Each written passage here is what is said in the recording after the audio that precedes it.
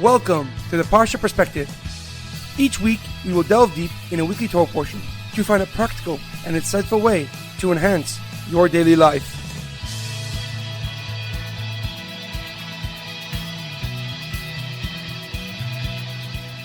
Thank you for tuning in. My name is Shalom Yamini. Each week, we will look into the weekly Torah portion to find inspiration that will complement your daily life and intensify your connection to God. This week's Parsha Perspective is dedicated in honor of 70 years of the Lubavitcher Rebbe's leadership. This week's Torah portion is Parshas Bo. Our Parsha begins with Moshe and Aaron warning Pharaoh about Moshe and Aaron, the plague of locusts. After Moshe and Aaron left, Pharaoh's ministers begged him to set the Jewish nation free. They argued that the Egyptian people were suffering needless amounts of pain. So Pharaoh called back Moshe and Aaron and told them that he will allow them to serve in the desert. However, they must leave their children behind as collateral. Moshe and Aaron obviously refused his offer, and Pharaoh stubbornly refused to allow the Jewish nation to go with no prior conditions. When the last two plagues, Makas Arbe and Makas Choshech, the plague of locusts and the plague of darkness, concluded, Pharaoh called back Moshe and offered him this deal. He would let the Jewish nation free.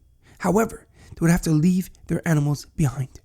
When Moshe rejected his offer, Pharaoh sent him away with a warning never to appear in his presence again. As the pasuk says, "You shall no longer see my face, for the day you will see my face, you shall die." So Hashem struck Egypt with the last plague, Makas Bechoros, the death of all firstborns. It started at midnight, and as the death toll started to rise, Pharaoh, who was himself a firstborn, ran to Moshe and told him to lead the Jewish people out of Egypt immediately. The Jewish nation began to gather their belongings and the rest of the Egyptians' valuables and left Egypt midday on the 15th of Nisan. Hashem then gave the Jewish people several mitzvahs, including eating matzah on Pesach, recounting this story by the Seder table, the mitzvah of tefillin, and the sacrificing of all firstborn kosher animals. However, a question comes to mind. The mitzvah of recounting the story of Yetzias Mitzrayim, the exodus from Egypt, to your children, is repeated 3 separate times. Why does the Torah emphasize this specific mitzvah on 3 separate occasions? One of the many answers that is given is that Moshe reiterated this specific mitzvah 3 separate times to teach the Jewish nation the value of education. And since Moshe was a true leader, he not only focused on the education of his generation, but rather on the education of the Jewish people for all of time. Moshe knew that the differentiating factor between the Jewish people and the rest of the world would be their constant pursuit of education, as we are known for being the people of the book. Similarly, we see by Yaakov Avinu, when he heard that his beloved son Yosef was still alive, he first sent his son Yehuda down to Egypt to create a school wherein his family could study the Torah. Furthermore, Moshe understood that the way the Jewish nation would retain their faith during difficult times would be their belief in Hashem.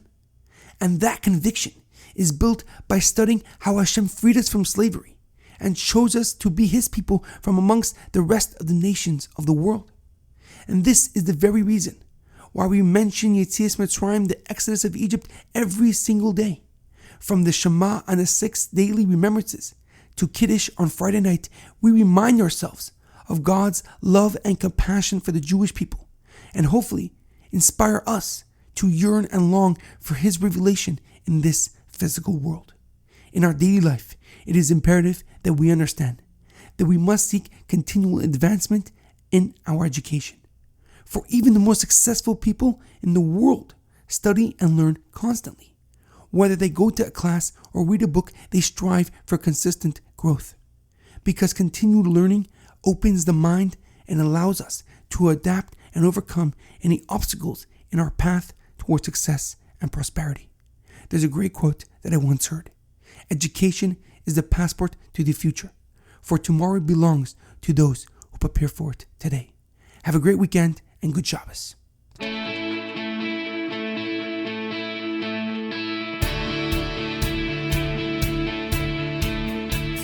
Thank you for tuning in to the Parsha Perspective. Check out our website, theparshaperspective.com. Send thoughts and comments to theparshaperspective@gmail.com Till next time, thanks for listening.